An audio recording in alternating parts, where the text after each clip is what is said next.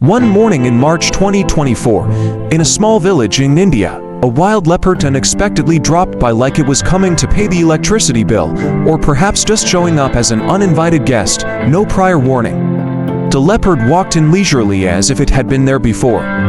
Like, oh, I need to check the fridge and pay the bills. While the situation might sound like something from a bizarre movie scene, it's actually not that surprising in rural areas of India, where encounters with wild animals, especially leopards, are a regular part of life. And although such an appearance would likely send most people into a panic, a calm 12-year-old boy in a house simply unplugged his phone, dialed the rescue team, and calmly called for help, as if he was ordering food delivery. At this point, one might think an encounter with a leopard would involve dramatic chases, screams, and a series of nail-biting action scenes, but that's not always the case. Sometimes, these leopards just want to drop by to check out the local farm, particularly the livestock goats, sheep, which they find particularly appetizing. In just one night, a leopard can wreak havoc on a farm, killing livestock and leaving the farm owners to clean up the mess. But sometimes, they don't even stop there. They venture into homes to meet the household pets, or occasionally, even the people. In Maharashtra, a state in western India, known for its vast sugarcane fields and rural areas, leopard attacks are unfortunately quite common. On average, 162 people are attacked by leopards each year, and more than 50 of these cases result in death. This has become a regular source of fear for those living near forests, where leopards tend to thrive. So, when a leopard is spotted near rural areas, it's no surprise that villagers immediately alert the rescue teams to ensure the animal is safely captured, preventing further danger. However, sometimes these encounters become downright terrifying. On February 8, 2016, a leopard broke into a school in India, injuring 3 people, one of whom was seriously hurt. This kind of accident happens at least once a year, making rural areas a dangerous place, at least for those who aren't trained to deal with wild animals. To address this growing threat, many countries have implemented illegal hunting programs to manage the leopard population. In India, the government issues hunting permits to control the number of leopards.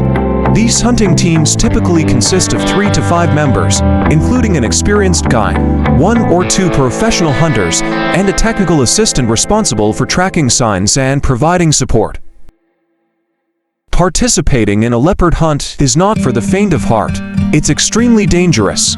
The cost of such a hunt can range from $25,000 to $30,000, making it an expensive affair, but one that attracts adventure seekers and those looking for a thrill. In fact, over 82% of the hunters involved in leopard hunting in India come from Western countries such as the US, Germany, and France. To speed up the hunt, some teams use large animals as bait, luring leopards to specific areas. They also train hunting dogs to track the leopards, helping reduce the time spent searching and increasing the chances of success. Once the leopard is located, the hunters take cover in nearby huts and wait for the perfect moment. Only when they're sure they can make a precise shot to take the animal down without causing it too much pain will they make their move. So, the battle between humans and leopards continues. While efforts to protect wild animals are ongoing, humans still have to figure out how to coexist with nature without sacrificing their safety. Leopard sightings in villages aren't exactly rare, but every time one happens, it's like an unexpected plot twist in a wild adventure. And who knows, the next time you step outside, you might not encounter a leopard. But one thing's for sure, you'll never forget to turn off your phone before calling for rescue. While leopards may be known for their stealthy, surprise visits, there's a much bigger and scarier predator lurking out there: the lion. These mighty kings of the animal kingdom don't just hunt smaller animals, like leopards. No, lions have a taste for bigger prey, like cattle, and even the mighty giraffes. Imagine being a farmer in Tanzania or Kenya, waking up to find that your prized cattle are missing, only to learn that they've been feasted on by a hungry pride of lions. Lions roaming near grassland farms are a huge threat to livestock. A farm can lose 3 to 6 cattle in just one night, and since each cow is worth thousands of dollars, it's not uncommon for farmers to experience losses of up to tens of thousands of dollars overnight. Imagine the heartbreak of losing your hard-earned livestock without any warning. That's not just a bad day at work, that's a financial disaster. In Tanzania, a country famous for its Serengeti ecosystem, lions attack around 90 people each year. While not all of these attacks result in fatalities, thankfully, around 32 of these attacks do end in death, a number far higher than leopard attacks. So, when you think about it, a lion attack is seriously dangerous business. And in Kenya, especially near the Masai Mara region, lions strike with alarming regularity, with anywhere between 21 and 26 attacks annually. These incidents mostly occur when people are out tending to livestock near wooded areas. Now, you might think, why not just let the lions roam freely? Well, unfortunately, it's not quite that simple. With the increasing conflict between humans and wildlife, particularly in rural areas, the danger posed by lions has made it necessary to find a balance between conserving these magnificent creatures and protecting the livelihoods of local farmers. And that's where legal lion hunting programs come into play. In Tanzania, the government has implemented strict measures to manage lion populations. The Tanzania Wildlife Management Authority oversees legal lion hunting, allowing the country to control the number of lions while reducing attacks on livestock. But here's the kicker. The cost of hunting lions in Tanzania is much higher than hunting leopards, ranging from $49,000 to $58,000. In 2022, Tanzania issued only 117 lion hunting permits, showing that conservation efforts are strong and the country is committed to managing its wildlife responsibly. These hunting programs, combined with other conservation measures, have actually led to a 23% to 27% decrease in lion attacks on livestock over the past 2 years. While lions still remain a threat to livestock, the efforts to reduce conflicts have been successful. This steep price tag is mainly due to the specialized equipment and off-road vehicles required to navigate the vast, rugged terrain where lion prides live, and the inherent danger involved in hunting such powerful beasts. So, what does a lion hunt actually look like? Well, it's not your average trip to the zoo. Lion hunting takes place during the dry season, from June to October, when lions are more likely to gather near water sources. This makes them easier to track and spot. Hunters start by tracking lion footprints or even using sound equipment to detect their roars from afar. Once they've identified the target area, bait, usually the carcass of a large livestock animal, is set out to attract the lions. When the lions approach, the hunters take a precise shot from 100 to 200 yards away, ensuring accuracy and minimizing suffering for the animal. Talk about a high-stakes game of cat and mouse. Baboons might not be the first animal that comes to mind when you think of dangerous wildlife, but don't be fooled. A troop of 20 to 50 baboons can destroy an entire cornfield or fruit orchard within hours. These little thieves are fast, efficient, and often leave farmers in a panic, not just financially, but also in terms of safety.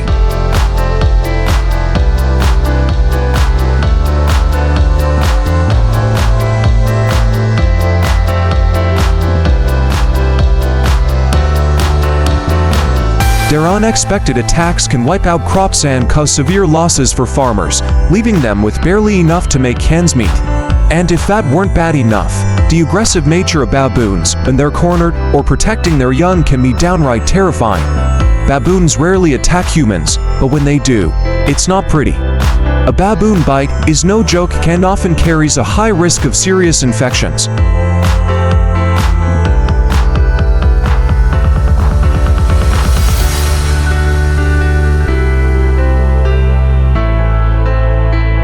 In countries like Ethiopia, home to the majestic Simien Mountains, baboons attack around 9 to 12 people annually.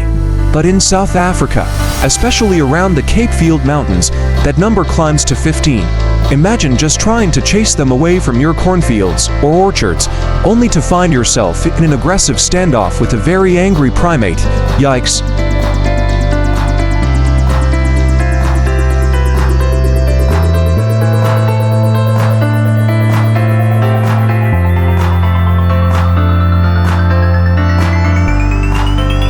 To combat these furry pests, farmers and local hunters have teamed up with wildlife management organizations to control baboon populations. It's a tough job, but somebody's got to do it. The hunt for baboons isn't as expensive as hunting larger predators like leopards or lions, with the cost of a hunt ranging between $1,200 and $2,300, including permits and guide fees.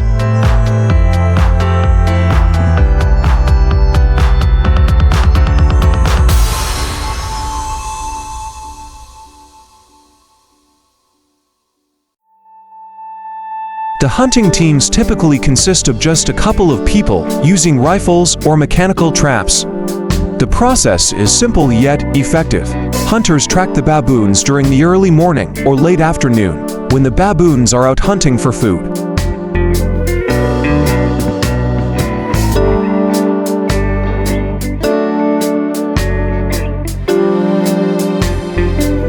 Now, let's talk about crocodiles. These creatures may not have the speed of leopards or the power of lions, but what they do have is patience and an ability to ambush their prey.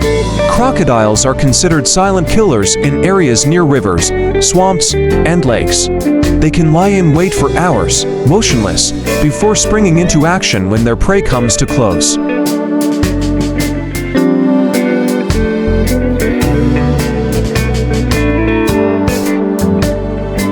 One moment you're strolling by the water, and the next moment you're dragged under the surface by a massive Nile crocodile in Africa, or saltwater crocodile, northern Australia.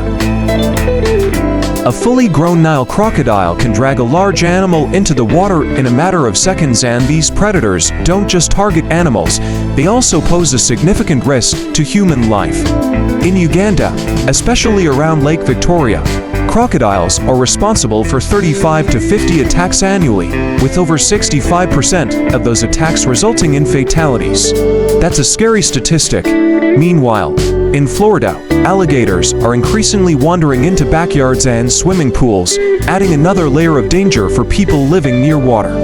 But thankfully, Florida's quick response rescue teams have saved 90% of victims, even though the attacks remain a constant concern. Crocodile attacks don't just affect people, they also cause significant damage to farmers. The threat to livestock is real, as crocodiles can ambush cattle or other large animals by the water's edge. And that's where crocodile hunting teams come in. These teams typically consist of 4 or more people using motorboats and guns to track down and capture crocodiles. Crocodile hunting happens both day and night, as the animal's reflective eyes make them easier to spot under a spotlight. Hunters use meat bait, suspended on cables near the water's edge, to lure the crocodiles in. Then, with precise shots from rifles or specialized spears, they make sure the kill is quick and humane.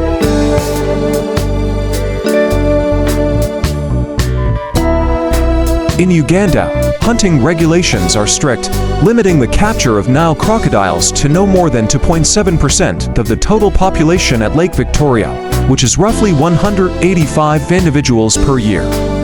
In Florida, alligator hunting is allowed, but only 1.6% of the population can be harvested, equating to around 20,800 alligators annually.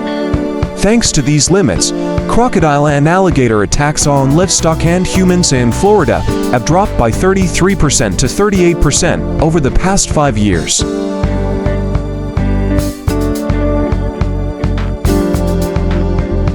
But hunting alone isn't enough to solve the problem.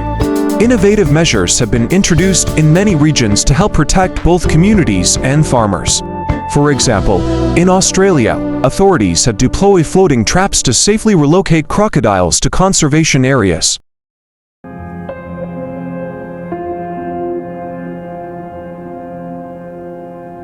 And in Uganda, farmers have come up with a brilliant solution to alert them when crocodiles are nearby. They've set up a network of alarm wires attached to wooden stakes near the water's edge. This system helps to warn people when a crocodile is in the vicinity, giving them time to get to safety.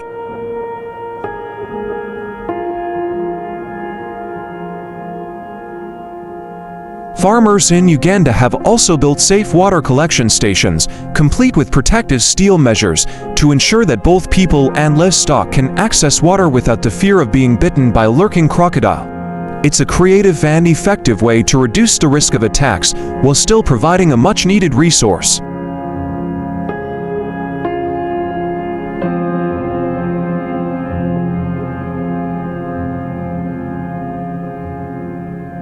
Whether it's baboons wreaking havoc on crops or crocodiles lying in wait by the water, these animals present a serious challenge to farmers and local communities. But through collaboration, innovation, and a commitment to conservation, people are finding ways to keep both humans and animals safe.